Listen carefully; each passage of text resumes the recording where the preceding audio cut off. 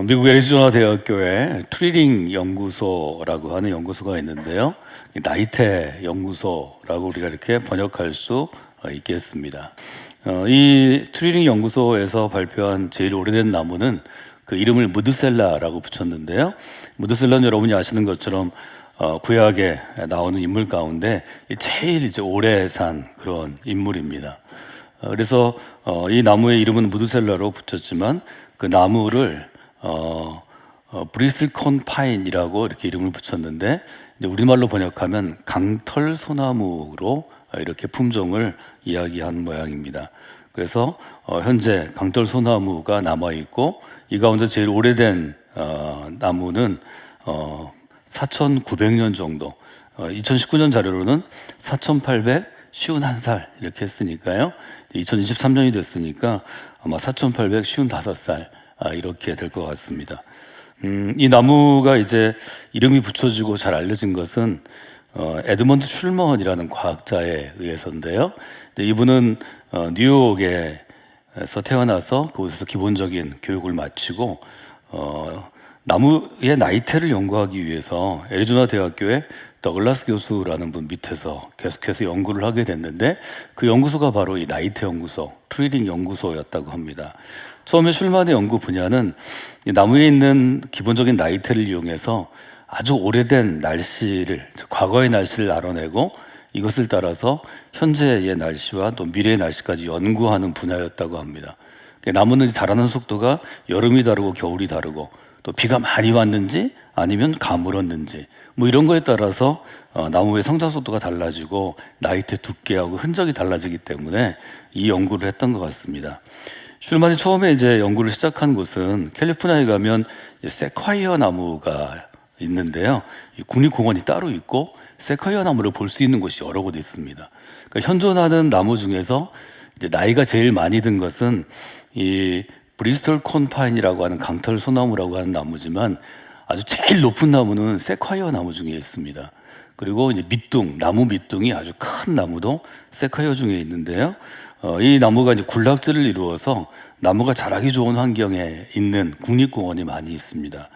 그래서 이분은 이제 처음에는 나무가 자라기 좋은 환경에서 나무가 자라나면 오래 살 거다 이렇게 생각을 하고 좋은 물, 좋은 공기, 좋은 햇빛, 또 좋은 환경이 있으면 그런 곳에 있는 나무를 찾기 위해서 처음에는 세콰이어 나무들을 연구하기 시작했는데 의외로 세콰이어 나무가 그렇게 오래된 것이 아니라는 것을 알게 됩니다. 이분이 생각할 때는 비가 오지 않고 건조하고 또 여름엔 너무 덥고 겨울에 아주 춥고 이래서 나무가 살기 어려운 곳에는 나이 많은 그런 나무는 없고 나무가 쉽게 죽을 거다 이렇게 생각을 했는데 뜻하지 않게 1952년에 캘리포니아주와 네바다주 사이에 있는 숲의 보존 지역에 산림 감시원이었던 엘빈 노렐이라는 사람이 신기한 나무를 발견해서 캘리포니아 대학에 그 표본을 보내옵니다. 슐만이 이 소식을 듣고 아주 가슴이 뛰기 시작했다고 그럽니다. 아주 좀 기이하게 생겼습니다. 그래서 이 엘빈 노런이라는 분이 일종의 보고를 할 때는 기괴한 모습의 나무다 이렇게 보고를 했다고 그럽니다. 아주 삐쭉삐쭉 가시 무슨 꼬챙이가 나온 것 같은 그런 모습이고요. 그래서 이분은 발견한 사람 노렌이라는 분은 나무를 별명처럼 붙여서 대주교라고 불렀다고 그럽니다. 뭐 이분이 갖고 있는 어떤 이미지가 있겠죠.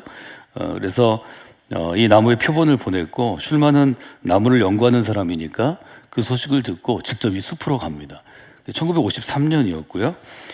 그 숲에서 이제 보고한 나무를 보고 그 주변 숲을 연구하다가 수십 그루의 비슷한 나무가 살아있는 걸 보게 됐습니다. 말하자면 지금 우리가 강털 소나무라고 우리말로 부르고 있는 이 나무를 발견하게 된 거죠. 근데 발견한 지역이 해발 3,000m 되는 고산지대입니다. 높은 곳에 나무가 살아있는데 측정해 보니까 4,000년 이상 이 나무가 나이가 됐겠다 하는 것을 발견하게 되고 연구의 테마를 조금 다르게 잡기 시작합니다. 아주 혹독한 환경에 있는 거죠. 그런데 실제로 이 나무를 이 슐먼이라는 과학자가 연구하다 보니까 혹독한 환경 때문에 이 강털 소나무라고 하는 이 나무가 오래 살 수 있었다는 걸 발견합니다. 성장이 멈춘 다음에 100년에 25mm, 그러니까 3cm가 안 되는 아주 조금만 성장했다고 그러는데요. 그렇게 하다 보니까 조직이 너무 치밀해서 해충이 있어도 이 나무 조직에 들어올 수 없었다고 그럽니다. 너무 단단한 거죠. 화석처럼 치밀한 조직을 갖게 됐고, 환경 자체가 3000m니까 사람도 살기 어렵고 보통의 식물도 살기 어렵고 생물도 살기 어렵습니다. 그래서 이 나무가 있는 곳에는 나무를 병들게 하는 이제 해충뿐만 아니라 바이러스도 있고 박테리아도 있는데, 바이러스나 박테리아가 살 수 없는 환경이라 이 나무가 오래 보존되었다는 거죠. 그래서 이분이 이 연구 결과들을 1958년 3월에 여러분도 아시는 자연의 전문 잡지죠, 내셔널 지오그래픽의 특집으로 이제 실게 되는데요. 그 사이에서 이분이 생각한 건 어떤 것인가 하면, 혹독한 환경 때문에 이 브리스틀 콘 파인이라고 부르는 강털 소나무가 다른 나무보다 훨씬 더 오래 살게 되었다는 거죠. 그래서 이분은 처음에 혹독한 환경은 나무를 죽게 한다고 생각했는데, 실제로 이 나무를 보니까 혹독한 환경이 나무를 오래 살게 한 것입니다. 그동안 3년간 저희가 정말 어려운 상황을 교회, 특별히 그리스도인들이 많이 당했는데요. 이제는 뭐 실내에서도 마스크를 벗는 그런 환경을 결국은 맞게 되었습니다. 제일 어려운 거는 우리가 처한 경제적인 어려움입니다. 아시는 것처럼 고물가가 시작되었습니다. 금년 지나고 나서 예를 들어 12월에 저희가 사용한 특히 가스, 그다음에 전기, 또 특별히 대출이 있으신 분들은 금리 올라간 걸 보면 도무지 이게 몇 달 만에 이럴 수 있나 하는 생각을 여러분이 하실 정도로 굉장히 저희 어렵고, 사실은 경제적으로 척박한 환경이 이미 시작되었습니다. 생각보다 더 어려울 가능성이 많습니다. 여러분들이 이 척박한 환경에서 이 한 해를 지내야 되는데요. 이 한 해를 지날 때 좀 어렵거나 마음이 좀 침체되거나 조금 원망스럽거나 눈물이 나거나 주저앉고 싶으면 이 나무 사진 이미지를 여러분들이 좀 프린트해서 제일 여러분이 어려운 일을 하는 곳에 붙여놓으시면 좋을 것 같습니다. 제가 사진을 찍은 게 있으면 좀 카드를 만들어서 해드릴 텐데 남의 사진이라 좀 찾아봐야 될 것 같습니다. 저는 이렇게 써놨으면 좋겠어요. 척박한 환경에서 자라는 나무가 더 오래 생존합니다. 나무가 자라기 좋은 환경들이 있죠. 살기 좋은 곳, 숲이 우거진 곳이 있습니다. 그곳에는 나무가 일찍 병충해에 무너지거나 혹은 자연재해에 무너지거나 어려움이 있다는 걸 기억하셔야 합니다. 오래된 나무는 어떻게 문제가 되냐면 자연스럽게 산불이 일어나는 경우가 있습니다. 번개가 치거나 또 낙뢰가 있을 때 이제 그때 나무가 산불이 나는데요. 이제 이 강털 소나무는 또 서로 뚝뚝 떨어져 있기 때문에 수십 그루가 불에 그슬린 흔적은 있지만 산불을 내지는 않는다고 합니다. 산불이 나면 천년 묵은 나무들이 많이 있어도 수백 년 먹은 나무들이 있어 다 타버리는 것인데, 이제 그런 장점을 갖고 있다 하는 것도 여러분들이 생각하시면 좋을 것 같습니다. 오늘 119편 1절, 2절, 3절짜리 함께 읽었는데요. 119편은 히브리어 알파벳에 따라서 아주 길게 쓴 아주 제일 큰 긴 시입니다. 71절에 이런 구절이 있습니다. 고난을 당한 것이 제게 유익이 되었습니다. 이 고난으로 말미암아 제가 주의 율례를 배우게 되었습니다. 주의 율례는 주의 말씀, 주의 교훈, 또 지금 우리가 함께 읽은 것처럼 여호와의 증거, 비슷비슷한 단어라고 여러분이 보시면 되겠습니다. 고난을 당한 것이 유익이라고 시인은 고백합니다. 이 고난 때문에 내가 주의 율례를 배우게 됐다고 고백합니다. 여러분들에게도 이 고백이 살아있는 고백이 되기를 원합니다. 제가 여러분들에게 카드와 함께 좀 생각하는 그러한 짧은 글을 드린다면 이렇게 쓰면 좋을 것 같습니다. 미국의 서쪽 3,000m의 고지대에 강털 소나무라는 나무가 자라고 있습니다.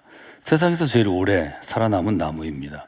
비가 오지 않고 여름엔 너무 덥고 겨울엔 추운 곳이라서 10년이 아니고 100년에 2.5cm, 25mm 정도 자라는 나무인데, 그 혹독한 환경이 이 소나무를 해충으로부터 보호해 주었고 또 재난으로부터 구해 주었습니다.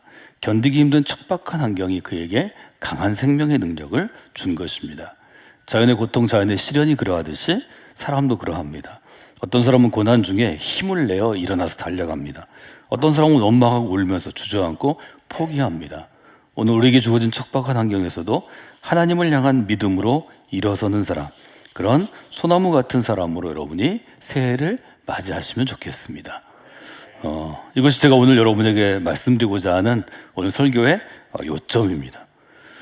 우리가 시편을 119편과 연결해서 구약이 우리에게 주는 지혜와 연결한다면 어떻게 하면 우리의 자녀들이 척박한 환경, 혹독한 환경, 고난과 시련과 고통 속에서 이런 아주 강력한 강털 소나무처럼 자라날 수 있을까요? 저는 그 점에 대해서 여러분들이 세 가지를 오늘 좀 기억하시도록 그렇게 권해드리려고 합니다. 첫 번째로 여러분들이 기억할 단어는 지키는 자라는 단어입니다. 우리가 함께 봤는데요, 시편 119편 2절에 보면 여호와의 증거들을 지키고 전심으로 여호와를 구하는 자에게, 여기 자라는 건 사람입니다. 지키는 사람에게 복이 있습니다 라는 구절이 있습니다. 여호와의 증거를 지키는 사람, 여호와의 증거는 아까 우리가 71절에서 본 하나님의 율례, 하나님의 교훈, 하나님의 말씀, 하나님께서 우리에게 주시는 하나님의 음성, 즉 하나님으로부터 시작된 일종의 진리의 말씀이라고 보시면 좋을 것 같습니다. 이 말씀을 지키는 자에게 복이 있다는 것입니다. 말씀을 지키는 것이 왜 복이 될까요? 말씀을 지킨다는 것, 하나님의 교훈을 지킨다는 것, 혹은 하나님이 하나님의 사람들은 마땅히 이렇게 살아야 한다고 말씀하신 십계명처럼 어떤 규칙을 주신 것, 즉 이스라엘 사람에게 토라를 주신 것은 무엇인가 하면 그것으로 삶의 기준이 되게 하라, 그것으로 삶의 원칙이 되게 하라는 명령입니다.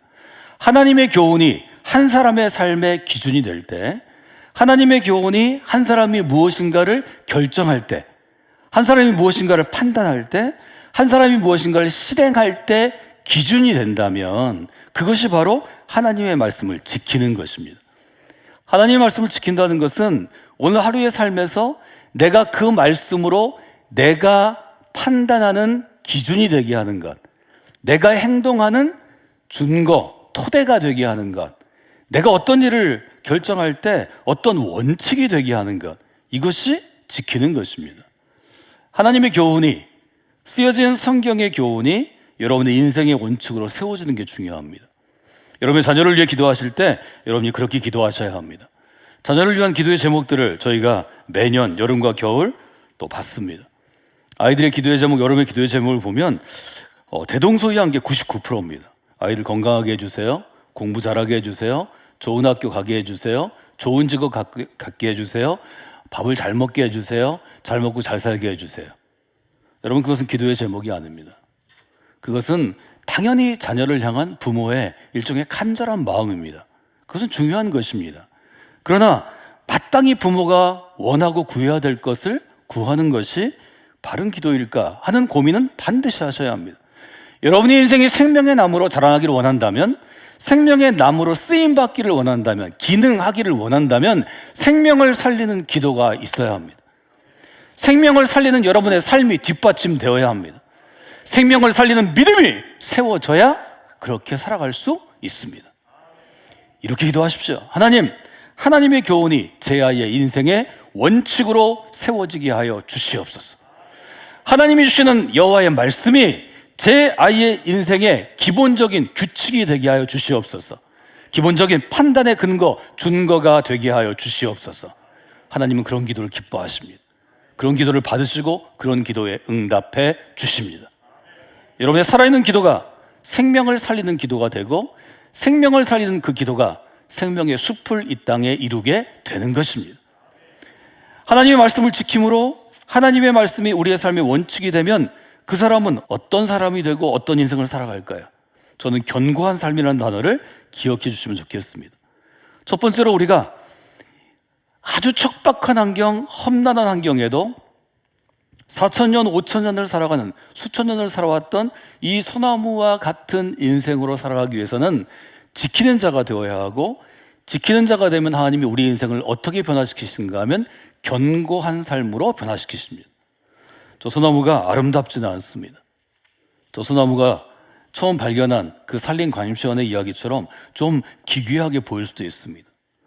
그러나 그의 조직, 보이지 않는 그의 속 부분은 아주 치밀하고 견고해서 벌레가 들어갈 수 없다는 것도 기억하셔야 합니다. 인생의 원칙을 지키고 인생의 원칙을 세워서 사는 사람은 믿음 없는 눈으로 볼 때는 여러 가지로 할 말이 많이 있을지 모르지만 여러분이 조금만 믿음의 눈이 열리면 그 사람은 흔들리지 않는 견고한 나무와 같습니다. 그 나무가 캘리포니아 네바다의 그 높은 산 속에 수천 년을 서 있었다는 것을 기억해야 합니다. 여러분 10년을 서 있으면 제가 주일날 분장을 하고 나오는 것처럼 이런 아름다운 모습으로 설 수 있을 것입니다. 100년, 200년, 1000년을 있어도 똑같은 모습으로 있을까요? 그런 모습으로 있으면 오히려 매력이 떨어지지 않을까요? 오랜 세월 지켜야 할 자리를 지키는 사람에게는 세월의 흔적이 있어야 합니다. 그 세월의 흔적이 우리에게 은혜를 주는 것입니다. 감동을 주는 것입니다. 하나님의 모습이 그렇지 않을까요? 두 번째로 우리가 생각할 것은 어떤 것인가요? 구하는 자가 되는 것입니다. 전심으로 여호와를 구하는 자는 복이 있습니다. 2절의 말씀입니다. 이때 구하다는 쉽게 얘기하면 찾다라는 단어입니다. 무엇을 구하는 것은 찾는 것입니다. 표준세 번역은 여호와를 찾는 사람이 복이 있습니다. 이렇게 쓰고 있습니다. 우리가 무엇을 구할 때, 무엇을 찾을 때는 어떤 자세를 가져야 될까요? 성경은 전심으로 이렇게 써 있습니다. 전심으로는 어떤 것인가 하면 모든 마음을 다하여서입니다. 그래서 현대역은 온 마음을 다하여 합니다. 모든 마음을 다하여 100% 마음을 기울여서 찾아야 한다는 것입니다. 오늘 예배 가운데 있습니다. 예배는 여러분이 어떤 옷을 입고 있든지 오늘 하루 어떤 마음을 갖고 있든지 지난 한 주를 어떻게 살아왔든지 여러분의 온 마음을 기울여 하나님을 찾는 시간입니다. 여러분의 온 마음을 기울여 하나님을 찾을 때 하나님이 일하시기 시작합니다.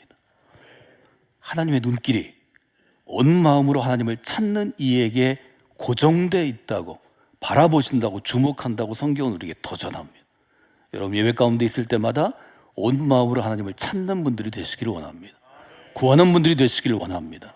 다른 분들이 성광교회 믿음의 공동체에서 드린 예배 가운데 나올 때 하나님을 찾는 것이 이것이구나, 하나님을 구하는 것이 이것이구나, 이렇게 생각할 수 있는 이 소나무가 서 있는 것 같은 그러한 이미지들을 여러분들이 형성하는 분들이 되시기를 주님의 이름으로 부탁을 드립니다.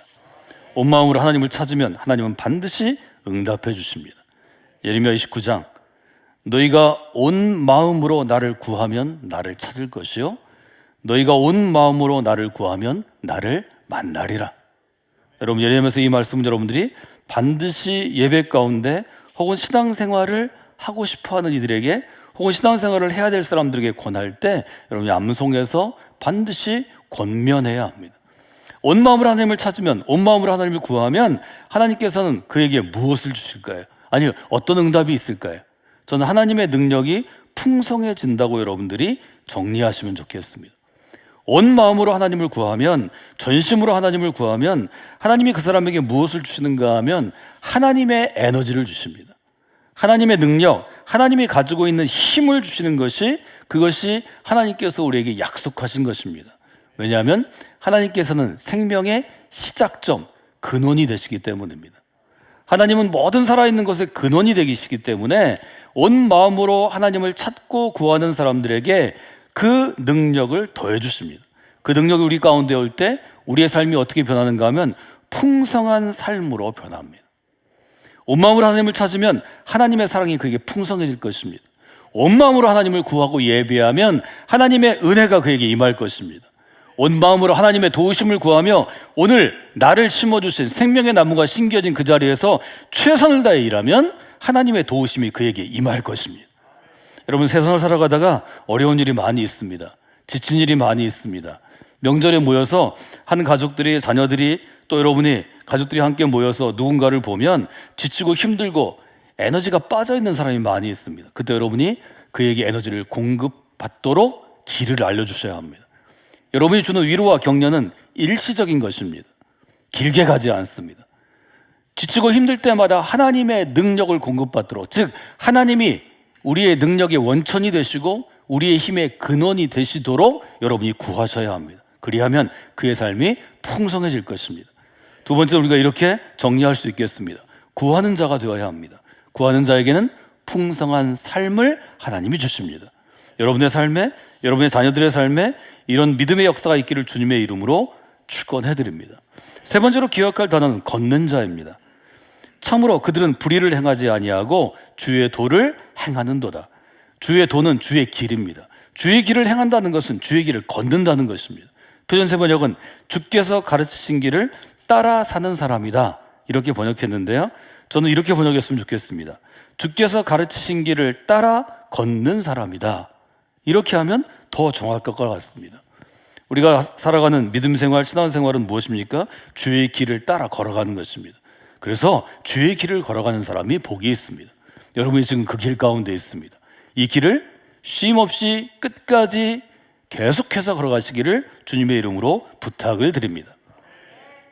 겨울 캠프 중인데요, 우리 어린아이들, 청소년들, 또 청년들이 부모와 함께하는 기도회, 또 결단하는 기도회 할 때마다 제가 암송하게 하는 구절들이 여러 구절이 있습니다. 그 중에 하나가 시편 84편 5절입니다. 주께 힘을 얻고 그 마음에 시온의 대로가 있는 사람은 복이 있습니다. 여러분이 그 마음에 시온의 대로가 열려져야 합니다. 이것이 주께서 가르친 길입니다. 이스라엘 사람들을 향해서는 시온의 대로가 열려진 것입니다.